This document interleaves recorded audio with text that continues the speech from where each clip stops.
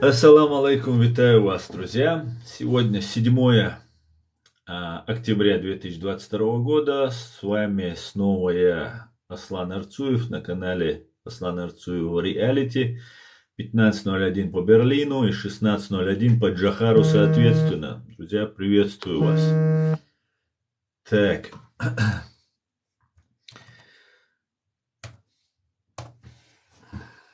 Ставьте лайки, пишите ваши комментарии и распространяйте ссылку на наш стрим. Пусть больше людей узнают, услышат, увидят правду. Так, друзья, как известно, наступление украинских вооруженных сил успешно развивается. Слава Богу. Русисты несут большие потери, отступают, бегут, занимают все новые и новые оборонительные позиции, отступая, и потом бегут далее. И начиная свой стрим, я бы хотел сделать небольшое объявление для тех умных русских оккупантов, которые оказались на территории Украины. Итак, если вы сдаетесь, то вам гарантирована жизнь, человеческое, гуманное отношение, так как Украина соблюдает международное право и является цивилизованным, гуманным государством. Если же вы хотите, чтобы о вас не узнали, что вы добровольно сдались, украинская сторона гарантирует вам, что сообщит, что вы либо погибли, либо были взяты в плен насильно. Для того, чтобы там не угрожали вашим родственникам там, и так далее, и так далее. Если вы хотите выехать куда-нибудь из Украины, добровольно сдавшись, не пленили когда вас, а когда вы сами пришли к украинцам, то вам и Германия, и Литва гарантированно предоставляет политическое убежище, и вы можете спрятаться здесь, в Европе, выехав сюда. В случае, если вы приедете на танке и сдадитесь украинским вооруженным силам, вы получите за один танк $50 000. Это ко всему остальному. Второе. За БМП, БМД и так далее вы получите $25 000. $15 000 вы получите за реактивную систему залпового огня. $10 000 за САУ и так далее. 5 000 за бронированную машину.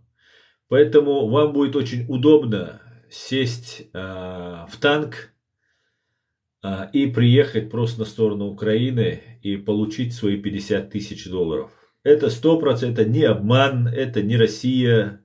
Если же вас обманут, сообщите мне, я буду заступаться, говорить за ваши права. Я уверен, вас не обманут, но если обманут, я буду клеймить украинское ЗСУ за то, что они лично вам не выплатили $50 000 за танк.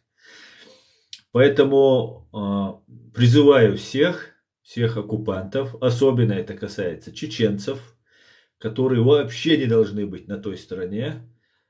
Если вы хотите заработать, если вы еще с собой командира возьмете, чеченцы, то это будет вообще отлично. Возьмете с собой командира и передадите его украинским властям, это будет супер хорошо. Поэтому думайте, друзья, будьте умными. Эта война уже проиграна. Она проиграна с самого первого дня ее начала. Поэтому не дайте себя использовать паршивым КГБшным, ФСБшным мерзавцам. Ну, как-то так, друзья. Теперь перехожу к вашим комментариям. Слава Україні, героям слава, Майами бой, Чечня независимость. Дуже дякую. Да, нам нужна деоккупация. Независимость у нас имеется, нам нужна деоккупация. Дякую. Так, нам зашли какие-то зетчики. Слава Ічкері, дякую за допомогу. Героям слава. Чечне незалежность. Впервые вижу чеченца без бороды. Простой смертный. Потому что ты простой смертный. Чеченцы, которые пошли воевать за Россию, они предали религию Мухаммада и других пророков. Они предали свой народ и всех, все, что можно предать. Чеченцы, служите Аллаху, а не Путину. Ичкерия будет свободная. Сергей, да, дай Бог, Сергей, дай Бог, обязательно. Дякую, дякую. Слава Украине, героям слава, слава Украине, слава Ичкерии. Героям слава, Александр. Друзья, распространяйте ссылку на наш стрим. Напоминаю еще раз, ставьте лайки. Говорят, это помогает продвижению видео. Это видео, я вам сообщаю, будет залито на мой канал в YouTube. Reality HRCI называется мой канал.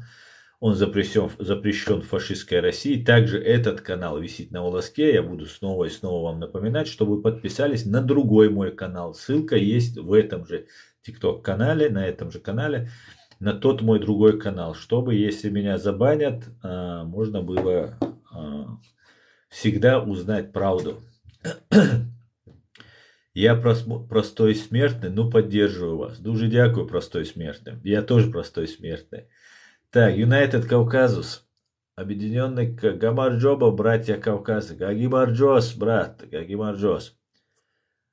Так, вот Александр поделился трансляцией. Дуже дякую, Александр. Делитесь трансляцией.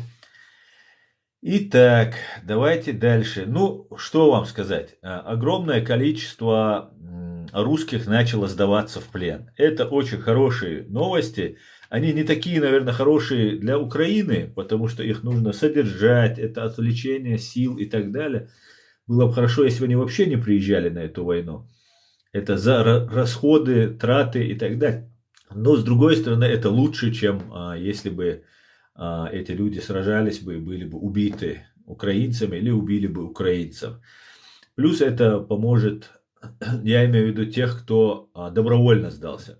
Их не обменивают. Для того, чтобы обменяться, вы должны подписать бумаги и сказать, что вы готовы вернуться в фашистскую Россию, и вас вернут. Если вы добровольно сдались, то у вас есть такое право. Если же вас взяли в плен, то, извините, вас уже ни о чем спрашивать не будут. И в русском плену томятся украинские бойцы, и на них нужно обменивать. Людей их будут обменивать. Также известно, сообщает нам, что ВСУ подтвердил захват в Лимане оружейных складов РФ, снаряды, минометные снаряды. Короче говоря, всего и вся просто захвачено в огромном количестве, что очень-очень хорошо, так как ленд-лиз России начался немножко раньше, чем американский ленд-лиз для Украины. Также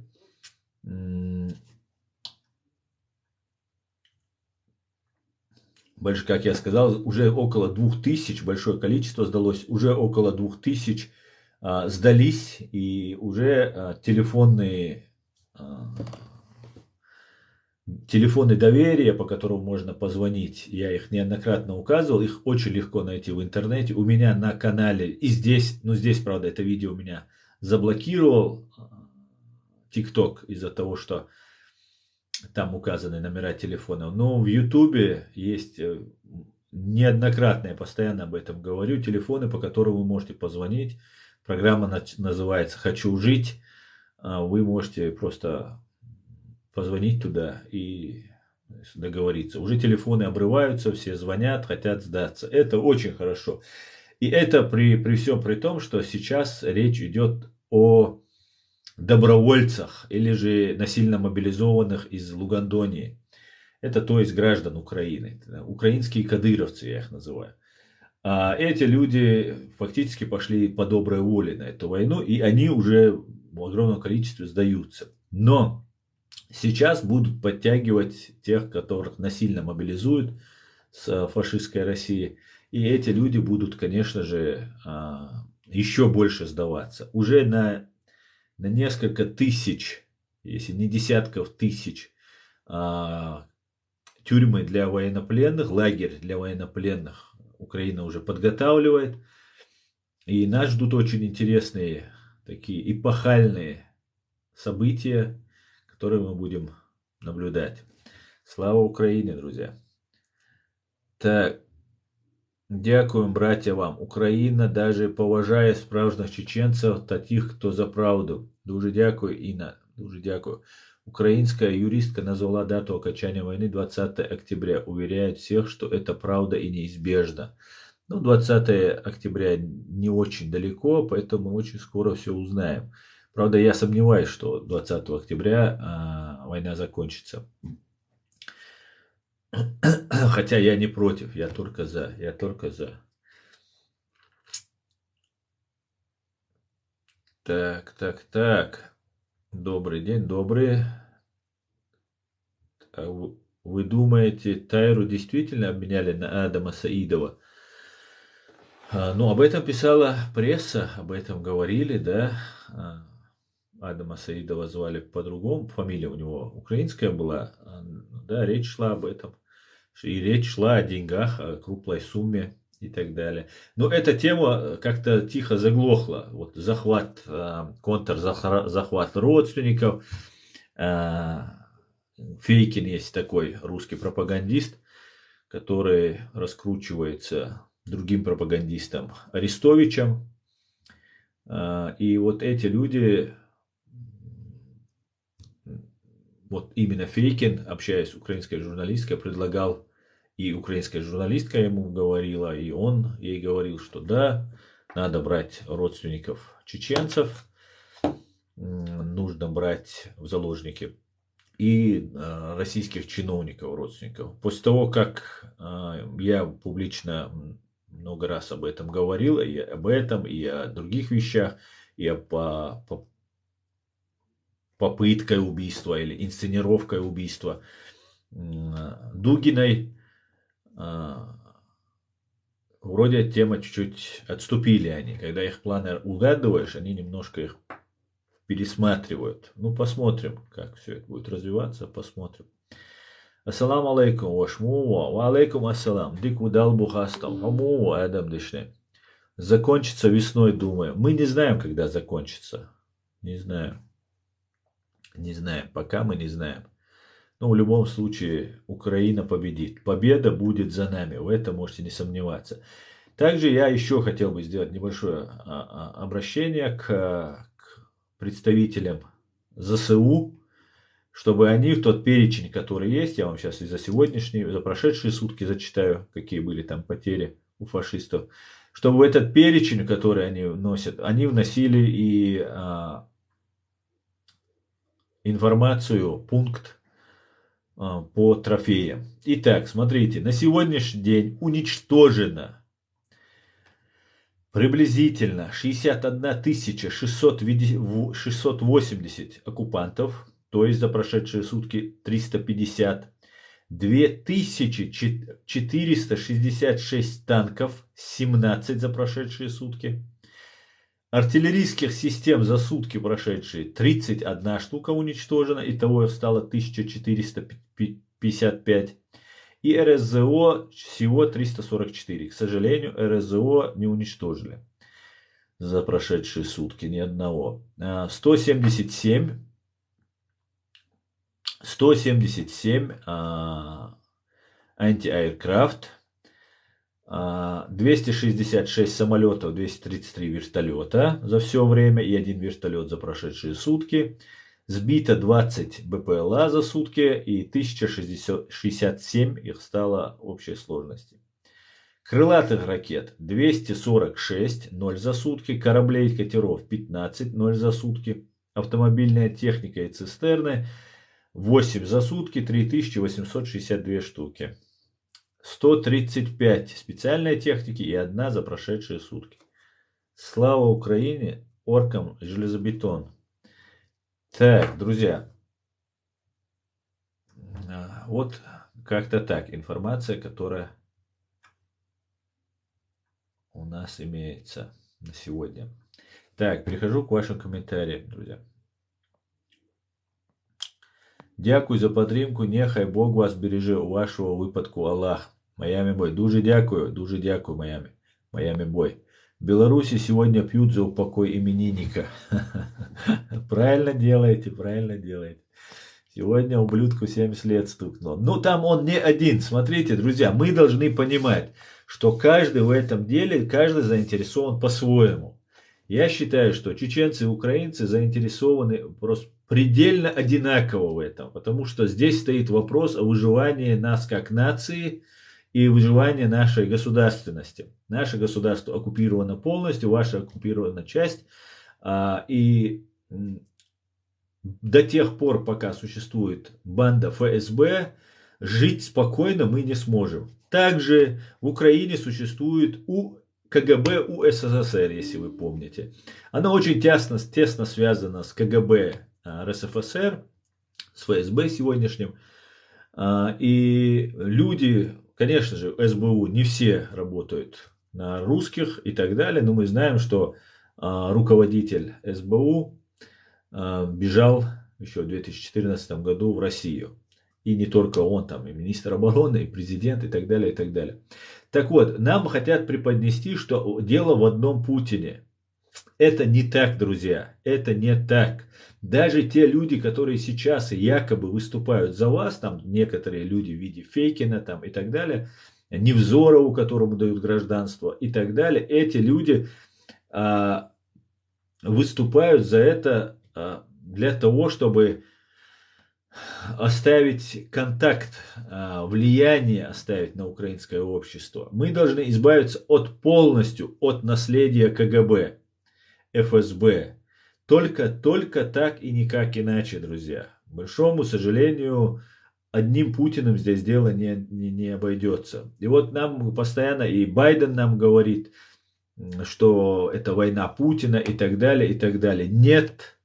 Я утверждаю, что это не так. Если бы это была война Путина, то Джохар Дудаев, который погиб в 1996 году, не знал бы о том, а он как генерал советской армии владел информацией, не знал бы о том, что под видом славянства Россия нападет на Украину и так далее, и так далее. Это нужно было для того, еще раз напоминаю, некоторые не понимают, почему на них напала фашистская Россия, украинцы я имею в виду. Это нужно было для того, чтобы славная, честная история Киевской Руси была приватизирована бандой ФСБ и КГБ УССР для того, чтобы эти люди, захватившие огромные несметные богатства, стали новыми дворянами. Они это прямо говорили. Также говорят и кадыровцы об этом. Они говорят, что мы говорили раньше, когда я имел возможность узнать, что они говорят, что мы останемся, будем по наследству передавать нашу власть и так далее. Власть, деньги, вот все, что они сейчас захватили, все это должно было остаться у них. Поэтому это не война Путина. Это война банды ФСБ, которая является террористической организацией, которая пытается стать уважаемым аристократическим сословием уже. Они уже себя давно так именуют, дарят себе разные грамотки, разные там звания себе, титулы и так далее, и так далее. И в том числе и чеченцы есть среди них. Там все национальности есть, которых они пытаются вот собрать в единый кулак для того, чтобы появилось неодворянство, новое дворянство. Поэтому эта война не только Путина, и убрать одного Путина этого недостаточно, к большому сожалению. Путина они сейчас уберут. Путин сейчас просто держится за эту власть, до конца держится, чтобы, сохранить жизнь, здоровье, и много людей ведь вокруг Путина, которые не меньше, чем Путин совершали. Вернее, они и совершали эти преступления по желанию Путина и там коллеги ФСБ. И они легко могут сейчас там передать власть какому-нибудь там своему доверенному человеку. Одним из таких доверенных людей является сын Николая Патрушева, того самого русского Фредди Крюгера, который взрывал дома в 1999 году, русских дома. и дагестанский один дом, буйнакский, обвинив в этом нас, они развязали Вторую русско-чеченскую войну. Так вот, его сын Дмитрий Патрушев является одним из претендентов. К сожалению, вот эта фигура патрушевская, она непроходная у них. И на Западе все знают, кто такой Дмитрий, Николай Патрушев, папа, то есть русский Фредди Крюгер, как я его называю. И вот они сейчас упорно кого-то ищут поставить, заменить там и так далее, и так далее. Сколько погибнет при этом русских, не говоря уже о нас с вами, им вообще плевать, даже своих русских, за которых якобы они там что-то там делают, заступаются и так далее. Вот ситуация вот так развивается. И дело не в одном Путине, еще раз говорю, дело в фашистской России. Так, друзья, давайте почитаю ваши комментарии, чтобы не говорить долго на одну и ту же тему. Сегодня пьют за упокой именинников. Отлично, было уже, героям слава. Так, подписался. Так, подписывайтесь. Не забывайте подписываться на наш канал и на мой другой канал, потому что здесь меня могут в любой момент забанить. Правду не любят, когда вы говорите ФСБ, когда вы говорите про их внутреннюю кухню, настоящую, не то, что они преподносят нам. Вот тогда они тебя блокируют, они дискредитируют, они запрещают твои каналы на территории фашистской России и так далее. Просто обратите внимание, какие чеченские каналы запрещены на территории фашистской России. И вы поймете, среди у нас чеченцев такие же там Фейкины, Цимбалюки и другие тоже у нас имеются, которые якобы работают на чеченцев, на самом деле работают на фашистскую Россию. Так, пойдемте дальше. Кстати говоря, спасибо за подарки всем, кто подарил мне только что подарки. Не понял, это Украина Россию сбила? В смысле, не понял. Россию сбила? России пинков надавала Украина и дает в данный момент, вот прямо сейчас, Украина дает пинков фашистской России. Слава Украине, героям слава, все будет Украина. Дай бог, капец, я одна это вижу. Кадыров знает, Яна Индиго. Нет, Кадыров не знает, и ты не говори никому, хорошо? Что-то врешь ты много. Ни разу не соврал. Так, Амид, спасибо за подарки. Машаллах, красавчик, дуже дякую. Так, салам алейкум, Аллах вас даст за все. Ва алейкум ассалам, да алмула. Do you think the invasion will be over soon? Ничего не думаю. А банда ЦРУ? Оставь банду ЦРУ. Причем здесь банда ЦРУ или другая какая-либо банда? Ты думай о своей фашистской ФСБ. Кстати, я вам сегодня расскажу о одном гибнюке. Или хотя нужно это делать в Ютубе, и чтобы вам показывать видео. Я здесь не могу вам показывать видео, а в Ютубе получается. Расскажу про одного немецкого террориста, где он. Русско-немецкого террориста, точнее русского террориста, который проживает здесь в Берлине. Подельник Путина, кстати говоря. Тебе хоть за это платят? Нет, к сожалению, мне никто не платит. Не к сожалению. Михаил Ходорковский, вы похудели. Нет, меня зовут Аслан Арцуев, а Ходорковский это ублюдина. Имперская. Так, а вы кто? Я человек с большой буквы. Кадыровцы не чеченцы. Стрелять по детям и старикам это низко для настоящих дудаевцев. Стрелять по детям и старикам, я правда не слышал, чтобы они стреляли даже кадыровцы. Обычно это делают русские террористы. Но по ним, по детям и старикам стрелять это низко для всех. Это запрещено международным правом и человеческой совестью. Слава царю. Ренат, подхлопный ты наш, Ренат. Путин у тебя царь, да? Как же всю банду Путина убрать?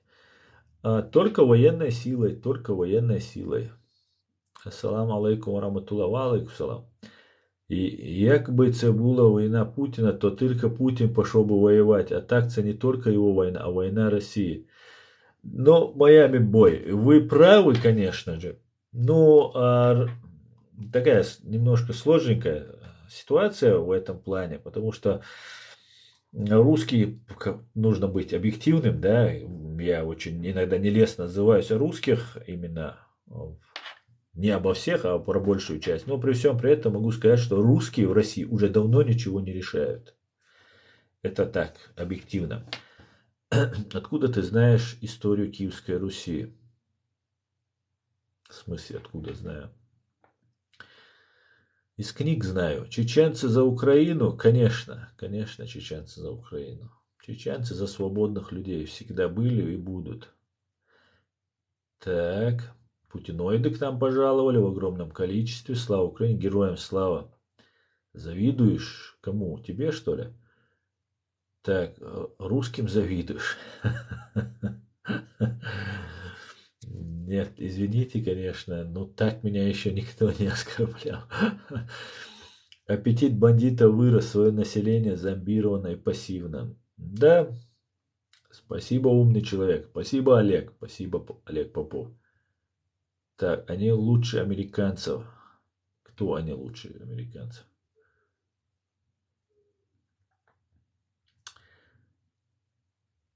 Так, Эдуард де Пауль. Ахмад Силагет. Лакбар. Эдуард де Пауль, я понимаю, что ты не чеченец, да?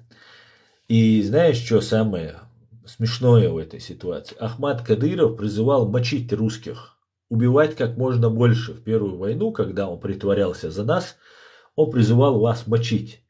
И самое интересное, на 90 миллионов россиянцев, а вас больше нет, у вас нашелся вот только один Ахмад и Кадыров Рамзан и его отец Ахмад. Ну, задумайся, мне тут задавали вопрос, завидую ли я русским. Наши отбросы, предатели, которые есть в каждом народе, являются вашими героями. Просто задумайтесь над этим. Завидую я вам или нет. Так, ладно. Надо систему менять. Умар, абсолютно верно. Только менять всю систему КГБ. Только так. Под внешнее управление Украины. Россия должна перейти под внешнее управление Украины. Только так можно как-то выровнять ситуацию. Сила в правде. Да, это правда. Сила в правде. Откуда инфа? Так, да здравствуй Россия, да здравствуй Чечни. Бедолага ты, Эдуарду, бедолага. Вы же понимаете, что на войне очень много наций, как словени, тюрки, католики, иудеи, что на стороне России. О, Ильдар, ты снова пришел нести свою эту. Я все понимаю. Спасибо большое за поддержку. Пожалуйста. Привет из Одессы. Привет, Лилия. Привет. Друзья, ставьте лайки. Нас сейчас смотрит 513 человек. Ставьте лайки, распространяйте ссылку на наш стрим. И пишите ваши комментарии, друзья. Ну, вы уже много написали. Все, и за подарки, Михаил, и тебе, и вам, и всем остальным отдельное спасибо. Отдельно всем спасибо за подарки, друзья. Так. Асан, как думаешь, Украина поможет Ичкерии с деоккупацией? Конечно, поможет. Куда она денется? Конечно, поможет. Мы, свободные люди, должны друг другу помогать. И Украина нам помогала, часть украинского общества, да, я говорил о том, что были, которые плохие, которые помогали фашистам, но мы видим, что и они воюют против своих же украинцев. Поэтому ничего удивительного в этом нет. А после того, как Украина деоккупируется, конечно же, нам будет Украина помогать. Я в этом нисколько не сомневаюсь. Она помогала нам еще в первую русско-чеченскую войну. У нас добровольцы приезжали. И лечились, и прятались, и всякое было. Всего сейчас и не расскажешь. А, Поэтому, да, конечно. В этом я даже нисколько не сомневаюсь. Так, вчера прошел корабль американцев на Крис-Ханья. В понедельник поедут. Жалко мальчика.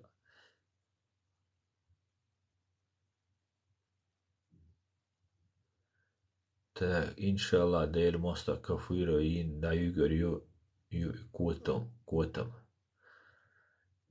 Так, ваши американские, мои чеченские. мои чеченские. А украинцы, американцы и все нормальные, это наши союзники и друзья.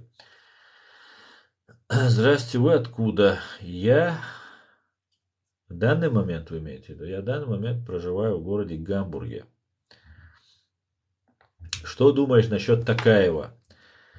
Айбек Дадуров. Ну, что можно думать о человеке, который только возглавил власть, который как бы не на выборах все это произошло, и в этот момент он призывал уничтожать людей, которые вышли несогласные с чем-то. Просто этим все объясняется. Мы очищаем нашу землю в вид нечисти. Да, Артур? И отлично вы справляетесь с этим делом. Как вы считаете, Рашка нападет на Казахстан? Рашка больше ни на кого никогда больше не нападет. Ее украинцы, как часто говорили, породили, и они ее отпоют. Уже они это делают. Вы молодец, красиво сказали за предателя. Дуже дякую, Кит. Дуда великий воин и человек. Да, Винтерглаз, именно так. Где борода? Больше нету, Виктория. Виктория, а я тебя знаю, мне кажется. Ты же с Гамбурга, Виктория, да? Дудаев это сила, а Кадыров это предатель и крыса. Трудно спорить с истиной. Расскажите о геноциде уйгуров. Это большая тема, я обязательно как-нибудь посвящу эфир, но не в этот раз. Что взять человека, который не уважает собственный народ? И белорусы за Украину. Да, я знаю. Да. Так, вы откуда? Это уже было. Так. Прими запрос.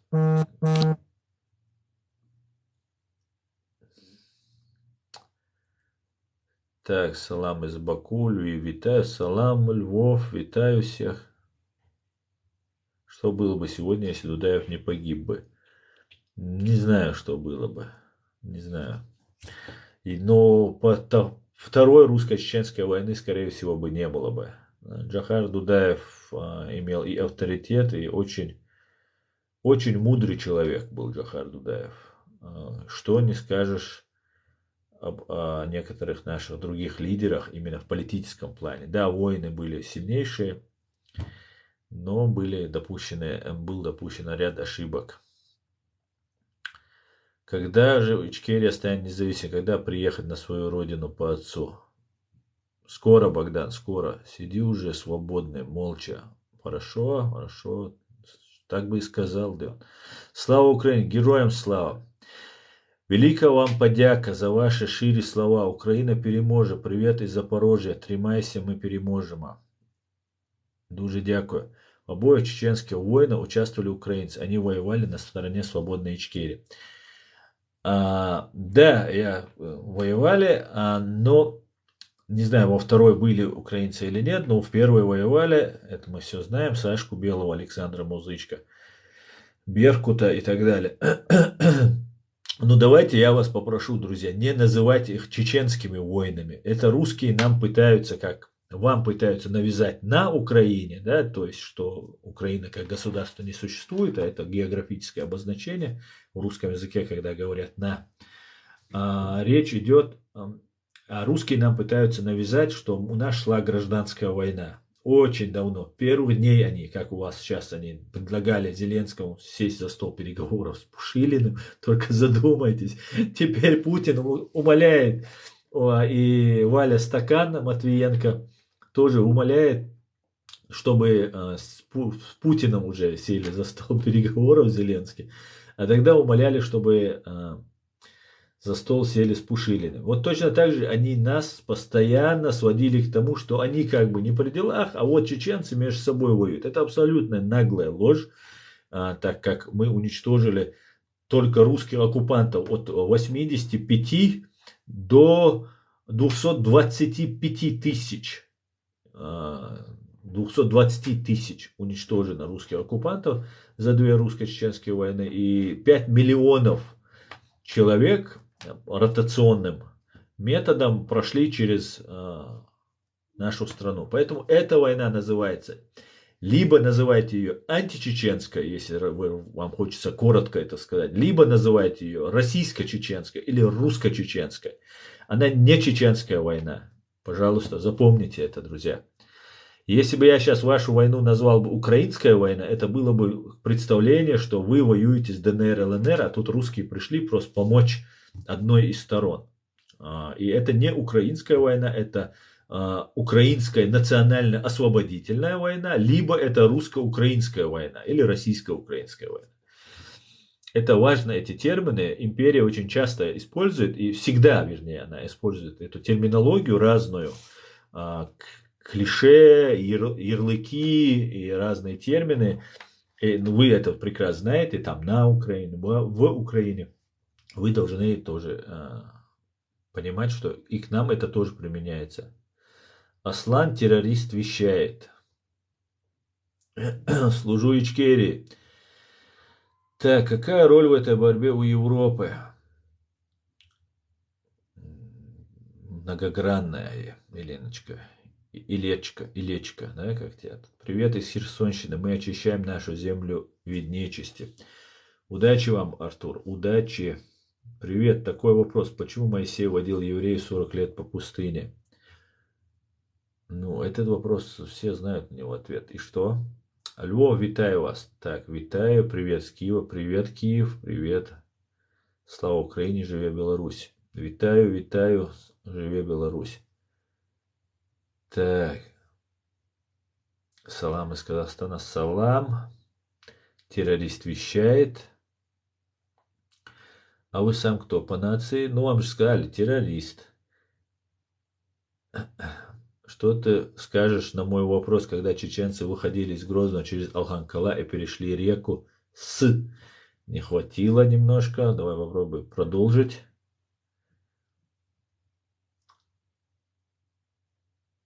Как вы относитесь к Азербайджану? Хорошо отношусь. Здравствуйте, как у вас со слухом? Ты врач, что ли? Привет. У меня совсем все хорошо, не волнуйся. Привет, такой вопрос почему? Так, привет с Литвы. Привет, Антанас. Привет, Литва. Здравствуйте. Может, что пропустила? Что думаете по поводу ядерки и угроз? Я думаю, испытания они могут провести, взрыв атомной бомбы, испытать, но нанести, я думаю, что нет, не нанесут. Хотя сейчас очень много начали говорить, и американская разведка начала говорить. А мы знаем, что американской разведке можно доверять, она информацию непроверенную не выкладывает. Поэтому я пока не могу ничего сказать, но я думаю, не нанесут. Потому что ответка прилетит, сказали уже однозначно 100% по путиноидам, что она прилетит. Поэтому я думаю, не нанесут. С 1 октября по 6 освободили 30 населенных пунктов Херсонской области. Да, Лора, я вас всех и себя в том числе с этим поздравляю. Я смотрю русские паблики, смотрю их пропаганду, вынужден смотреть. Я вам скажу, визжат просто одно удовольствие смотреть, скажу вам. Наконец-то я начал получать удовольствие от российских новостей. Почему Чечня не ударит в тыл? Шанс есть. Шанс был в 94 году, когда мы воевали, вам нужно было ударить в тыл, и тогда бы все закончилось бы. Когда чеченский народ потерял 300 тысяч, то есть 30% от числа своих граждан, находится фактически в заложниках, весь чеченский народ, 300 тысяч покинуло из Чеченской республики страну. Я, конечно, польщен, что после всего этого вы считаете, что у нас еще есть силы оказывать какое-то мощное сопротивление, бить в тыл, как вы говорите, не имея оружия, ни денег, ни политической, ни и так далее, ни информационной какой-либо. Агентура среди нас, нету у нас единого лидера, всех убили, всех до единого, кого только они смогли достать. Поэтому у нас нет пока такой возможности. Надо было в 94-м бить в тыл, и тогда бы все это закончилось бы тогда. Но, к сожалению, никто не ударил им в тыл. Наоборот, с ними торговали и выдавали наших бойцов, которые оказывались на лечении в разных странах и так далее, и так далее. Ну ладно. Украина поможет индейцам освободить Америку. Да, Геннадий, у тебя, по-моему, юмор очень-очень такой примитивно тупой. Не поддерживаю этот конфликт всем миром. Всем мира. Это не конфликт, это русская агрессия, агрессивная война против суверенного независимого государства. И нужно здесь не поддерживать конфликт, а выступать на стороне правды, на стороне света и добра, которым является Россия. Украина. Террорист с террористами эфир ведет. Да, да, именно так. За бугром сидишь, много базаришь. Да, я такой, да он. Лучше Володю нашего с Днюшка поздравляю. Володя, поздравляю. Володя, я надеюсь, это твой последний день рождения. Поздравляю тебя. Дома взрывали в 99 году в Москве. 300 человек погибло. Обвинили чеченцев. Да, 307 человек погибло тогда. И не только дома, там еще были взрывы, там еще были теракты, очень много всего было. А сам вы смотрели сегодня выступление Гончаренко в радио о признании Ичкерии? Нет, Саш, я не смотрел, но я думаю, ну я читал новость, мне вчера еще присылали, что сейчас это идет в этом направлении работа. Очень хорошо, очень хорошо, очень хорошо. Если ты реально за истину, назови 3 сделано США по отношению к других стран. Матвей, тебе в этот казарму даем. Так, Руслан 95 ДЕ. Ассаламу алейкум. Ва алейкум ассалам. Руслан, зачем ты ставишь 95? Тебе русские дали название, номер тюрьмы дали. Зачем вы всегда, я каждый раз об этом говорю, и каждый раз я вижу ники 95 вы ставите. Зачем вы это делаете? Вы из-за русских? Вы неграмотные? Вы не понимаете, что происходит? Халацахич, но оцахич, дадаха 95. 95 ценгич, салам хаиз, 22 соцега. РФ не щадит никого, ни своих, ни чужих. Нас тоже зомбировали. Говорили, что чеченцы террористы, а теперь мы все увидели правду. Да, Алиса, именно так. Именно так.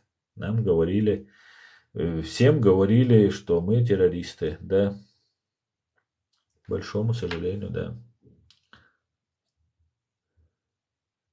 Спасибо за поддержку. Пожалуйста, борода, где твоя? Вот у тебя стоит волк на место ника, а на аватарке у тебя лев стоит. Вот ты очень серьезный парень, короче. И, видимо, у тебя есть борода.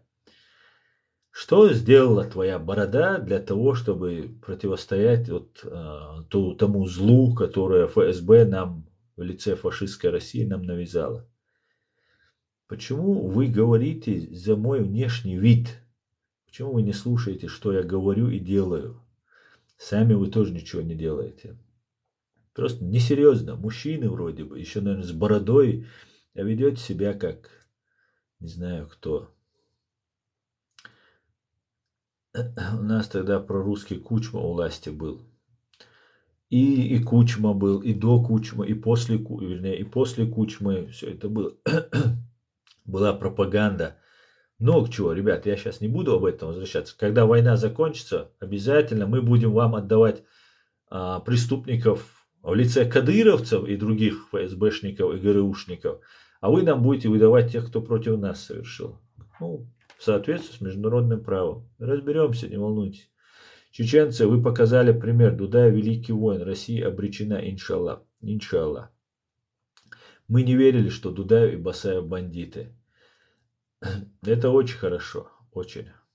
Слава Украине, героям слава. У Володи сегодня юбилей и последний. Да, Бек, очень надеюсь, что это последний.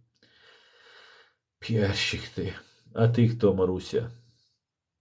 Дудаев предупреждал весь мир. Да, да, да. Друзья, я опять перемотаю ваши комментарии.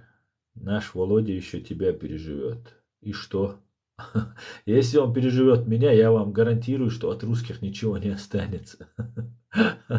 Вот и все. Тогда даже хорошо, пускай он переживет, чтобы от вашей фашистской России ничего не осталось. Ты крутой, Беларусь, за тебя и Украину. Дуже дякую. Живе Беларусь. Асан, вот и все. Ты боишься назвать. Что, Матвей? Асан, скажи, как относишься к и другим блогерам, и к Закаеву? А, я отношусь, ну, во-первых, они не стоят того, чтобы я их обсуждал. Потому что эти люди работают не на чеченский народ, а работают на российские спецслужбы прямо или же как полезные идиоты косвенно. Поэтому я этих блогеров, так называемых, которые нам халифат, там, шариат там, и так далее, ну, бред просто несут, который им российская пропаганда навязывала, продолжают нести и поддерживать этот бред для того, чтобы управлять нашим народом. Поэтому я никак не отношусь к этим людям. Я одно время поддерживал Закаева, думал, этот человек независимый и интересует его интерес чеченского народа. Но потом я перестал это делать, так как вокруг него очень много русской разведки, которая в конце концов предложила мне работать на русскую разведку. После этого я их всех оставил, как они есть. Поэтому, к сожалению, даже те сейчас в Украине, которые у вас там появляются у вас на канале, на экране, может, украинцы не разбираются, может, это КГБ УССР работает, не знаю. Но я вам скажу, что не верьте многим, которые там есть. Там есть, конечно, не те, кто работает на русскую спецу, просто полезные товарищи есть. А есть, которые работают на российскую разведку. Да. Расскажи об агрессии США в отношении других стран. Зачем, Алика? Иди на русские каналы, они тебе зальют в твои уши много пропаганды. Все идет по плану. План скоро всех вас удивит. Да, я так полагаю, это крепкий план. Ты крутой, Беларусь за тебя. Так, дуже дякую. Ахмад Псина. Валентин Кедель. Валентин Кедель. Нормально у тебя все, да? Я за территории, которые были в 91 году. Так, расскажи, так. Салам из Баку нашим братьям. Салам, Баку. Ты не прав про бороду. В смысле, я не прав про бороду. Почему? Ну, не прав, хорошо, ладно, проехали, да.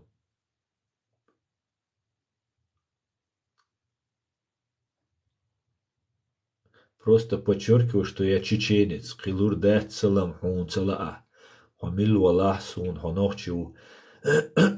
Аса, Руслан, аса и салама и 95 язи нашу, кеги нашхул обычные 95 язи штеш. Цундер цаху дель шуна, скид кёшун. А 95 алак айх уэли хам хучу вала хуш язда хуш сагмауя, уже минимум причокач бердацко. Ты просто ночь матла дюцес. Айх уэлием просто 95-те, ой, дай, мишк шуанел тюрьмачу, номер юж, халагини он юшел номер. И номер ю. И хай номера, хо тюрьмачу, цян келлой, цян кельсет, цян богчун тясет, нохчи убог духай. Оскорбительный, да, цис? Это же оскорбительно. 95 это номер, который... Напиши Ичкерия. Если опасно писать Ичкерия, напиши Че. Чеченец напиши, еще что-нибудь. Ну вот что я имел в виду.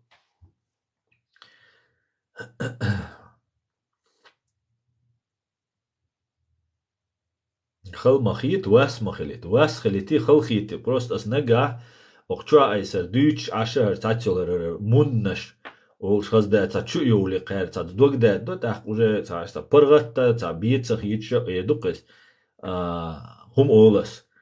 Itse olšuna sanin vasia rerči, šu cedieši, šun hytterjani, so veidu alilši, usos, so seruq et ervel ašmavaci kuza. Tundele vasia rerči vas, hojim wala vats, hawok wala vats. Vasia rerči vats. Amma, tunna šeš qit haw megar dushudu, tajim mal šeš uele haus.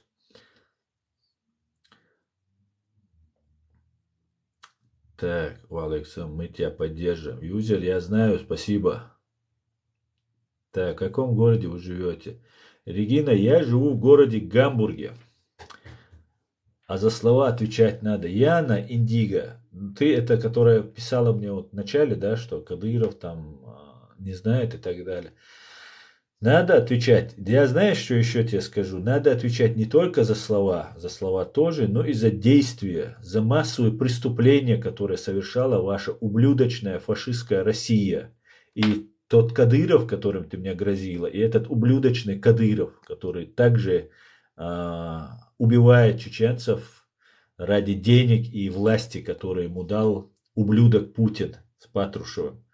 Банда ФСБ, которым дали власть. Вот и все. Конечно, надо. И вы ответите. Уже отвечаете. Только что видела? 61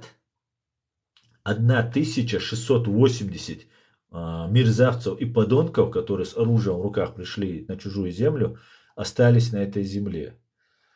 Без почести, бесславно, без чести эти люди где-то там в канаве валяются и гадят украинскую землю своими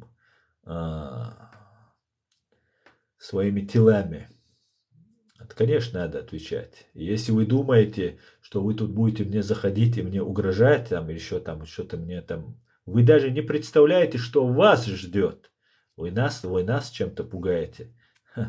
Вы не представляете, что, ну, ты-то можешь, отделаешься легким испугом, сменишь там свой аккаунт и так далее. Что ждет вашу страну? Вашу страну ждет ад. Все военные и политические силы фашистской России понесут ответственность. Самые одиозные террористы из банды ФСБ и Министерства нападения фашистской России понесут ответственность. Вы в нищете будете жить. Вами будут управлять украинцы. Те самые украинцы, которых вы ненавидите просто. Протекторат от Украины вы получите. И я буду с удовольствием в этом поддерживать украинцев. Отвечать. Конечно, придется, Яночка, очень придется, всем придется. И за убийство 42 тысяч детей придется ответить. И за убийство 300 тысяч граждан Чеченской Республики придется ответить. И за убийство 87 тысяч жителей гражданских лиц в Мариуполе. Десятков тысяч убитых в Сирии, в Грузии. Огромное количество людей убито. Конечно, придется за все отвечать. Ублюдки. Ассалам алейкум. Ва алейкум ассалам. Аслан, назови 3 факта о США. Великая, великая, великая. А ты воевал в Чечне? Если нет, почему? Этот человек, который за бороду спрашивает. Да? А я сейчас чем занят? Я сейчас на войне нахожусь. Ты считаешь, это не война?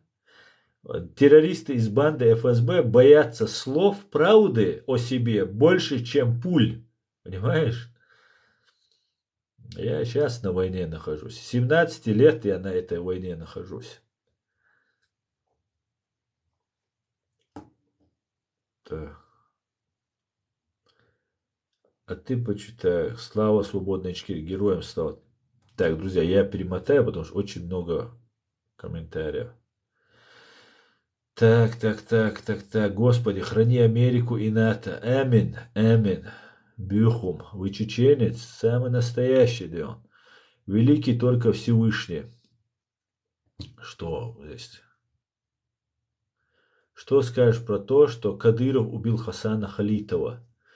Но я не знаю, убил его или нет, я что-то не слышал этой информации. Я помню, было якобы покушение на одного блогера в Швеции, которое было просто инсценировкой. Не знаю, на самом деле Халитова было покушение или нет, но писали, что кто-то что-то там было. Но больше никакой информации я не знаю. Так, ты живешь в Гамбурге. Как ты должен знать, что немцам нужен газ? Народу пофиг на вашу войну. Так ты должен знать, что немцам нужен газ. Газ есть, не волнуйтесь.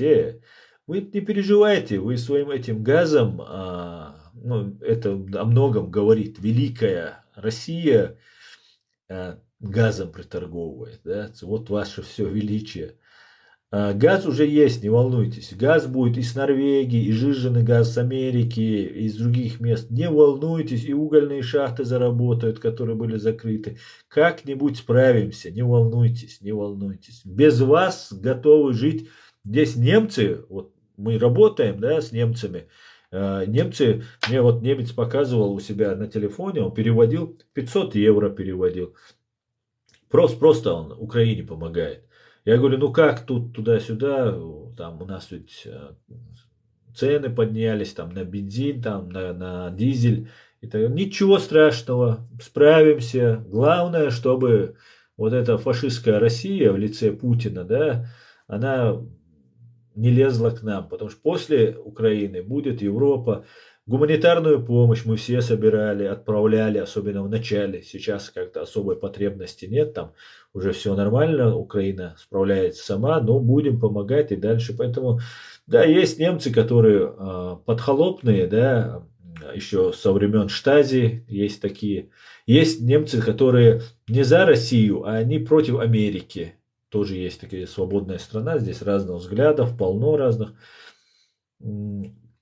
И они, как бы, чтобы как бы насолить Америке, поддерживают Россию. Не потому что любят Россию, а потому что с Америки хотят насолить, или даже не столько насолить, сколько ослабить какое-то влияние Америки, как они считают. Хотя здесь оно имеется, но это один из самых лучших, самых близких союзников Соединенных Штатов, Германия. Поэтому не волнуйтесь, у нас все нормально. Думайте о себе. Помните вы, как когда санкции вам вводили, вы ввели себе санкции на импорт продуктов, да, для своих россиянцев и давили тракторами там куриц, яблоки там и так далее. Вот. За это на вас Бог еще дополнительно еще на вас за это покарает. У вас голод будет, россиянцы. Голод. Самый настоящий голод. Как он был в советское время. Тоже очень великая страна, самая мощная и так далее, и так далее. Ну, пухли с голоду и за жвачку, жевательную резинку. Сколько там, 20 человек, 21 человек передавили себя на стадионе. Если не знаете, у меня на канале реалити в YouTube. Можете зайти посмотреть, я выложил это видео. Тогда даже свет выключили, чтобы не... Играла футбольная, хоккейная, две команды играли. Я не помню, какая, канадская была или... Не помню сейчас точно, с кем играли. И болельщики, финны или канадцы, кто-то бросил жвачки русским своим друзьям, просто им жвачки, потому что в России не было жвачек. Вы помните, битум жевали, вот эти черные, ерунду разную жевали. И люди начали за эти жвачки драться. И тогда все камеры и иностранцы, что же присутствовали, это, по-моему, юношеская команда тогда играли, повернули камеры на вот эту драчку за жвачку. И в итоге ничего умного не придумали владельцы стадиона или управляющие стадиона. И выключили свет. И 21 человек просто затоптали друг друга за жвачки. Вот поэтому думайте о себе. Оставьте Германию. У Германии так все хорошо, как никогда и ни у кого просто. Понимаете? Даже лучше, чем у Америки здесь. Ну или так живем. Все нормально. За нас не волнуйтесь. Мы не пропадем.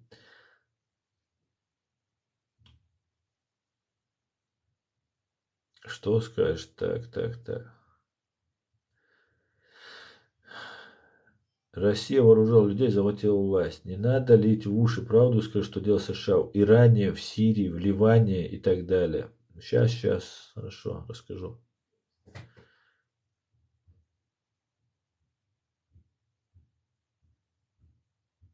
Так,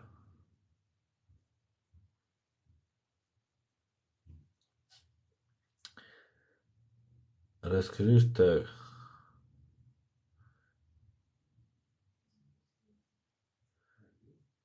Так, спрятался в Европе, в Америке, базаре что-то, минус тебе, ты не мужчина, Леон. Скажите мне, как можно называть себя чеченцем и добровольно идти убивать своих братьев, соседей из ЧРИ? Соседи из ЧРИ? Не понял я, кого? Салам алейкум из Астаны. Ва алейкум ассалам, Аллах Казахстан. Нохчи Баркала. Пожалуйста. Смысл акцент делать чеченский. Так, немцы живут за газ и нефть Чечни и Сибири. Да. Интересно. Приедь в Чечню, Сева и так далее. И скажи там ему это лично, что ты о нем думаешь, я тебе больше никто не найдет.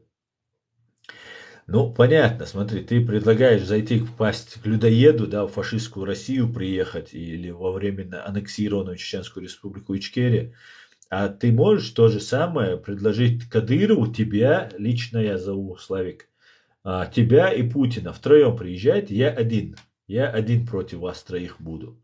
И давай посмотрим, кто победит из нас. Я тебе даю слово, я против тебя, Кадырова и Путина один приду. В любое место тут в Германии. Давай. А приехать в лапы к людоедам, зайти в клетку к людоеду, ты что, чуть не попутал ли немного, да? Так, друзья, я опять перемотаю. Далмула, все будет Ичкерия. Шах и мать, Славик. Да, Берлин 95. Вот около 95 yazın. Надо 95. Вот около.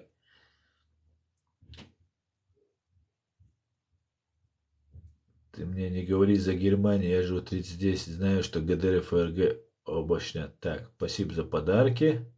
Аслан, подними на два слова. Не понял. Литва, Каунас, бажаємо украинских сестрам и братьям перемоги над орками. Слава Украине. Героям слава. Все прекрасно понимают, просто признавать не хотят. Да? Ассаламу алейкум, маш войль, аслам. Аллах, дал алш войла. Ва алейкум ассалам, дейлер салам, маш войль. Что вы не поняли, не можете ответить на вопрос? Да, ты просто сформулируй его, чтобы было понятно твою мысль. Аслам, правда, твоего четвертого?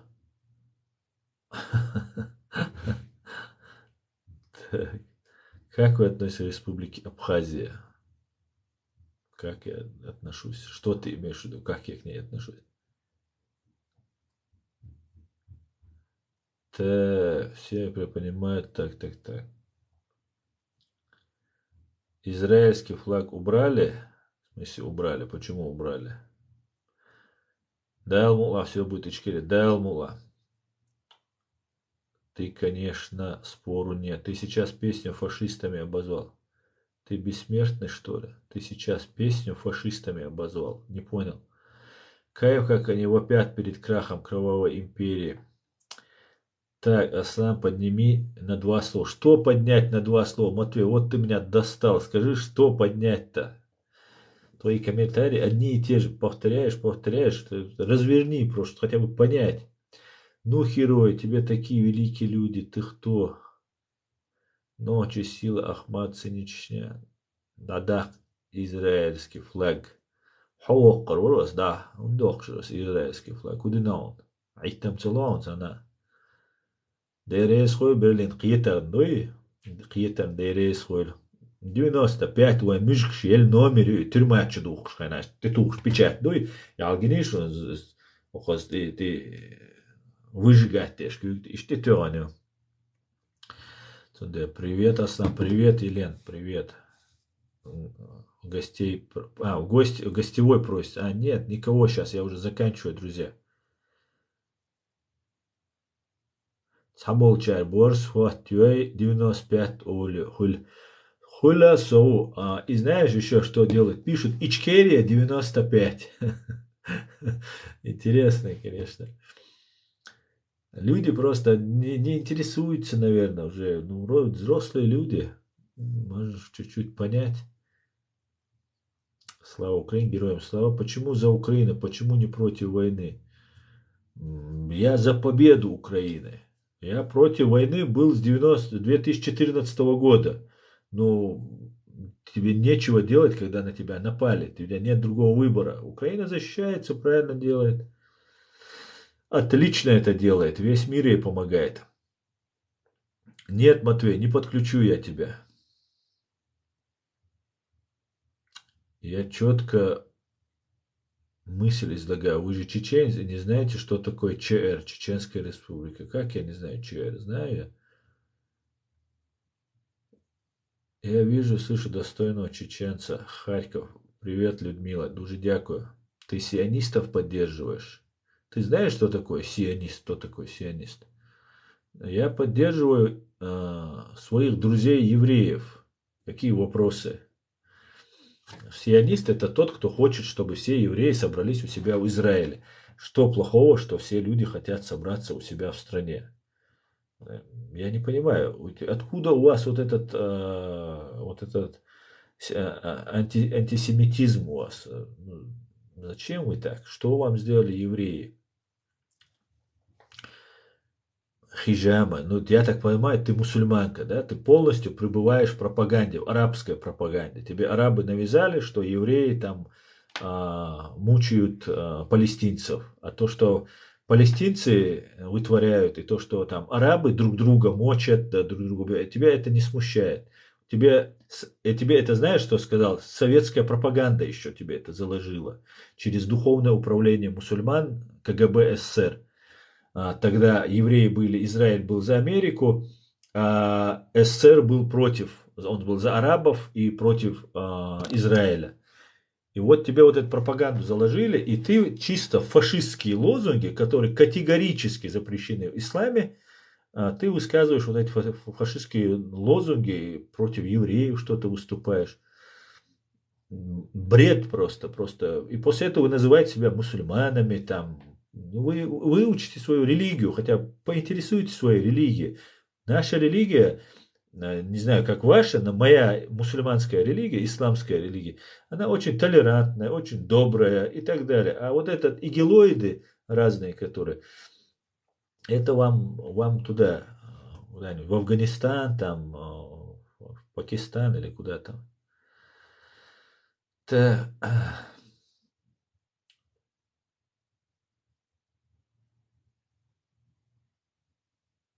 Биркюбо, Асан. Ю.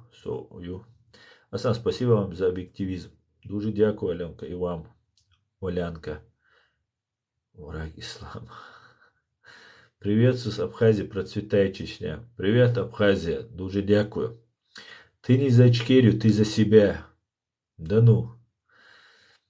Если я был бы за тебя, я бы, как ты, сидел бы анонимно. Ахмад Псина настоящие мусульмане. Так, люди необразованные. Да, Елена, большому сожалению, дело проблемы образования.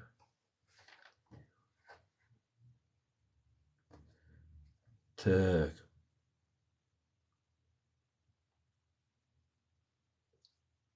Пан Василя, Интервата, друзья. Пан Василя, приветствую. При Ичкерии 25-й регион был. Или нет, это был 20-й регион, который незаконно русские террористы записали в свою конституцию.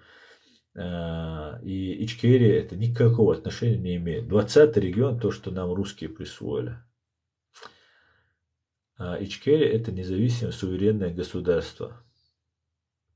Дейрвей Чер Халлак Маир. Вайцаир Мюжикшир. Ты красава, братуха, я горский еврей. Бока, шалом. Вот люди, почему не за мир по любому вопросу от русского?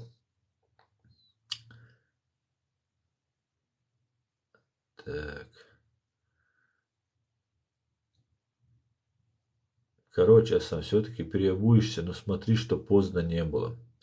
Мне уже поздно, Матвей, мне 45 лет. Я уже старый человек относительно, да.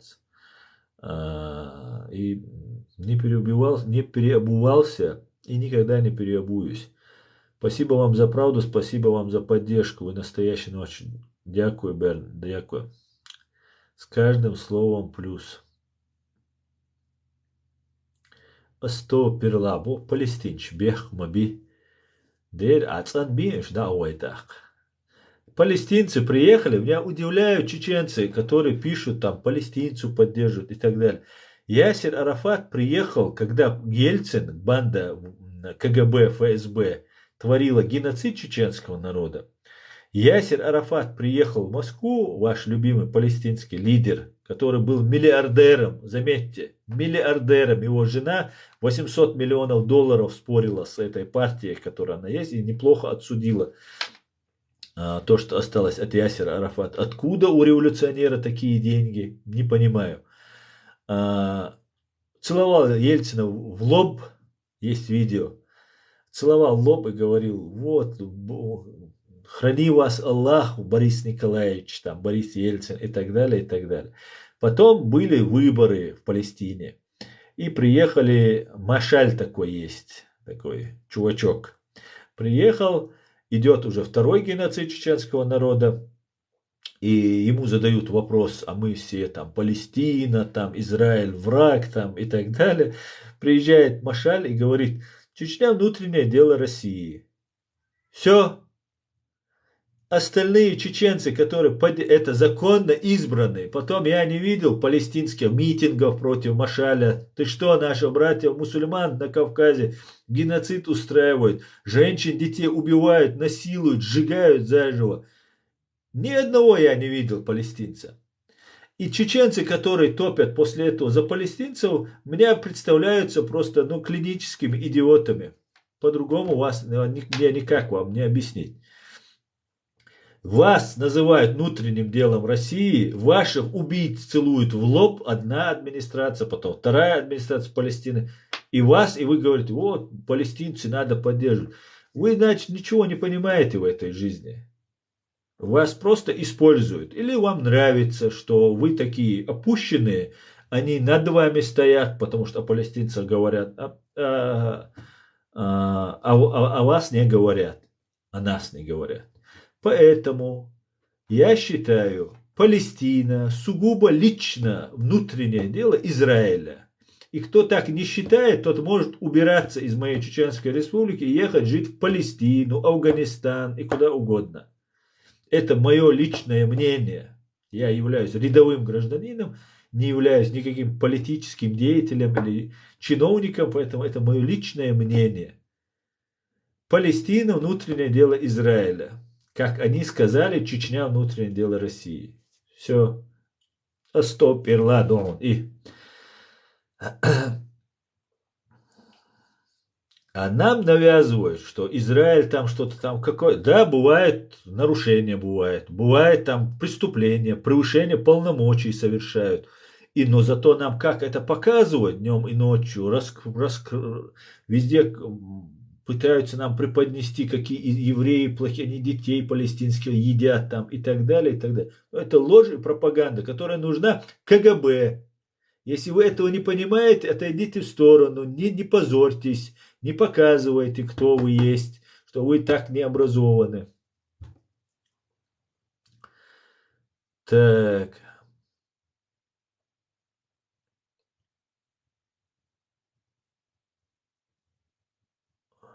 Ассаламу алейкум. Ва алейкум ассалам.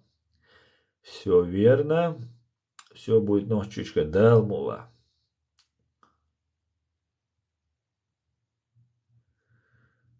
Ты за доллары, Аслан, слава России будешь кричать.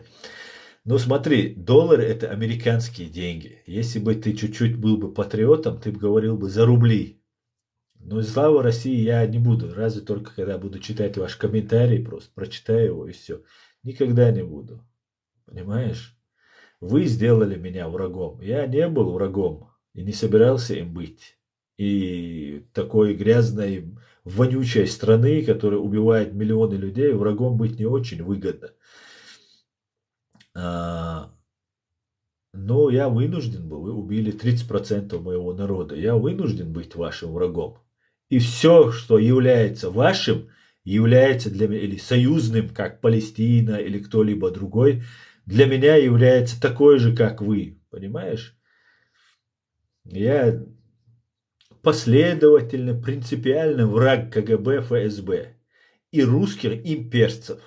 И буду им до конца своих дней. Да, Алмула. Привет с Москвы. Привет, Кулаков. Привет. Аслан, не знаю я, о чем вы говорите, да. Так, какие флаги?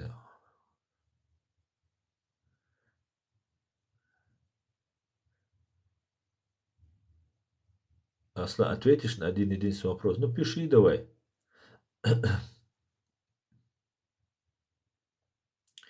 Massor dik Хайзер. Бадик дич Массо Хайзер. Из-за диспоа. Тут я ломдать.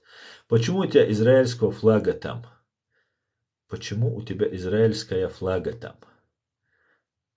А где она, Ичкерия? Чечня же. Нет, это Чеченская республика Ичкерия. Так, 45 и старый? Ну, типа того, да.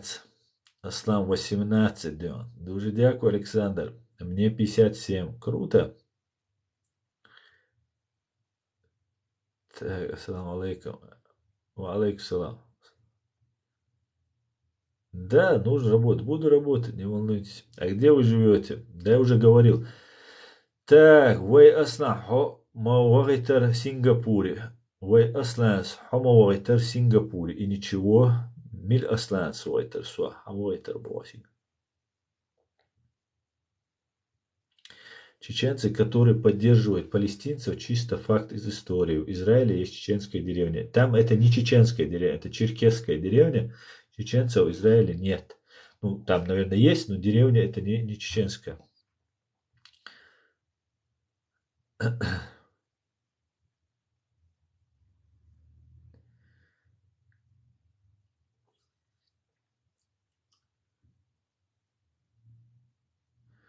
Black Wolf, so Busalbsag Duitsum dat sto.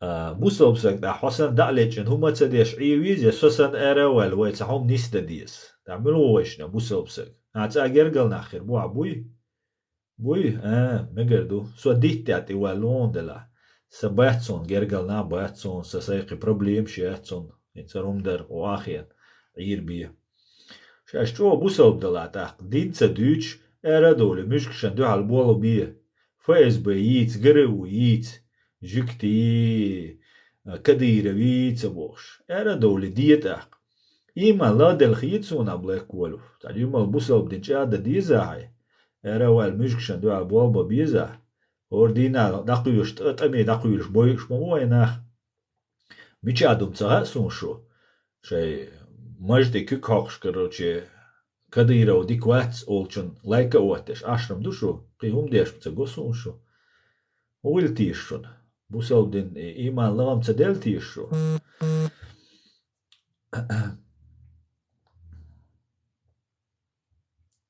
так палестинцы должны брать пример с евреев добрый из Грузии добрый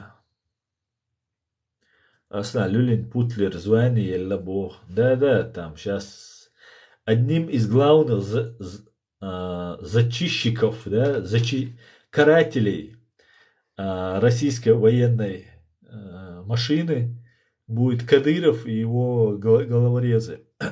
Ждем, как это будет происходить. А где ты живешь такой смелый? Я везде человек мира, да, везде живу.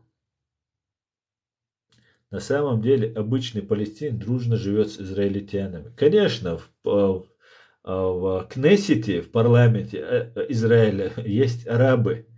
И все нормально там. Без бороды вы как профессор выглядите. Ну, хотя бы выгляжу, да. Есть, в Вильнюсе есть сквер Героя Дудаева. Да, Рената, я знаю, я знаю. Надо Кадырову передать его аккаунт, будешь извиняться еще на камеру. Аделина 88, да? Уже говорит, что ты нацистка, да, раз 88 написала. Зачем же Кадырову? Неужели у вас на 90 миллионов русянцев, россиянцев не найдется одного русского, который может что-то сделать? Ну, до того вы что, ничтожные люди, что вам нужен Кадыров, чтобы с кем-то разобраться, кто на вас что-то говорит? Нету мужиков на Руси уже все, украинцы всех перебили уже, что ли? Одни Кадыркины остались. Вам не стыдно самим это, русские? Ну, чуть-чуть хотя бы, ну, понятно, что уже не осталось никакого у вас самоуважения, чувства достоинства. Ну, хотя бы, ну, что на Кадырова? Ну, придите, сами решите, елки-палки. Я приду, я же сказал, Кадырова, Путина и того вот этого мерзавца, Рената, Рената, извиняюсь, Аделина. И можешь тоже подтянуться там, еще парочку таких же взять с собой, подтягивайте сюда, в Гамбург. Германия, Гамбург, Аслан Арцуев, в любое время к вашим услугам. Даже билет вам куплю. Билет куплю в один конец. Обратно уже сами, если получится, будете добираться. До сюда оплачиваю вам билет. Аслан, многие блогеры говорят, Чеченская республика Ичкерия. Разве Ичкерия это не государство? Ну, я не слышал, чтобы многие блогеры говорили Чеченская республика Ичкерия. Сейчас уже начали переобуваться наши псевдо-мусульманские братья-блогеры, работающие кто умышленно, кто неумышленно на российскую разведку. До сих пор они строили халифаты, Ичкерия, флаг у них не приветствовался. Сейчас начали все переобуваться. Сейчас уже все демократами стали. Раньше меня расстреливали день 3 раза за то, что я демократ, а теперь все уже на словах. Ну, понятно, что это всего лишь болтовня. Никаких взглядов у них нет. Просто болтали, сидели. Так, ты доллары больше любишь, поэтому я и говорю. Матвей, у меня нет долларов, у меня только евро. Нет, долларов нет у меня. А любить, не, деньги это мусор. Так, еврейского, говорит. Неужели? Украинцы, поддержите петицию о признании Ичкерии. Ссылка в шапке профиля на моей странице. Вот отлично, Малика. Вот ты делаешь доброе дело.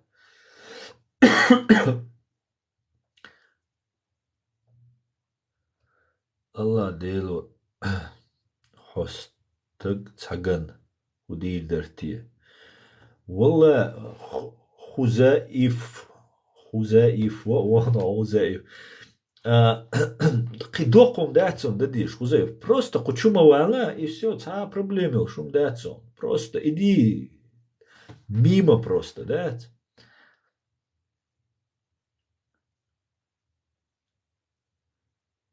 Так.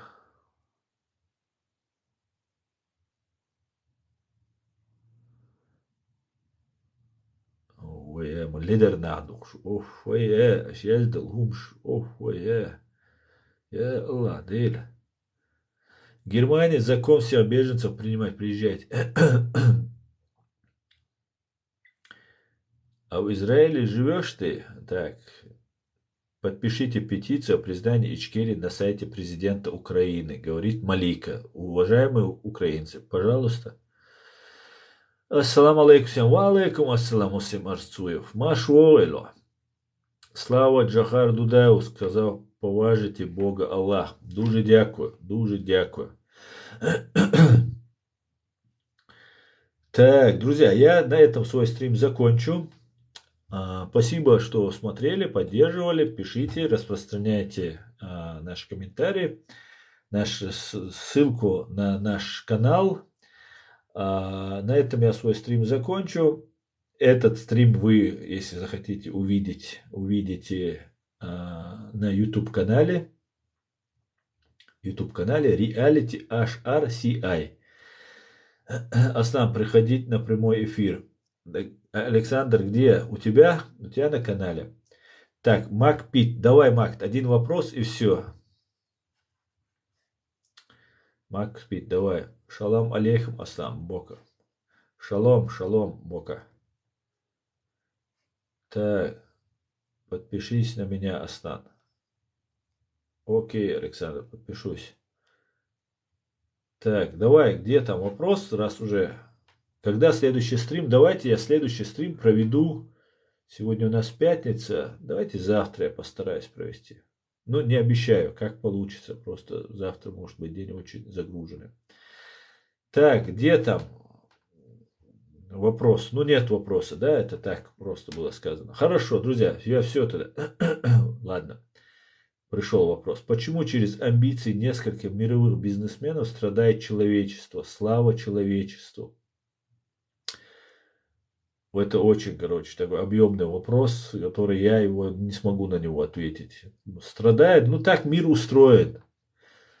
Так мир устроен. К сожалению, мир несправедлив, я вам скажу. Очень несправедлив мир. И как чеченец, который все, можно сказать, видел своими собственными глазами, более несправедливого, чем жизнь на этой земле, нет ничего, я могу сказать. И человек 45 лет, имея определенный опыт жизни, я могу сказать.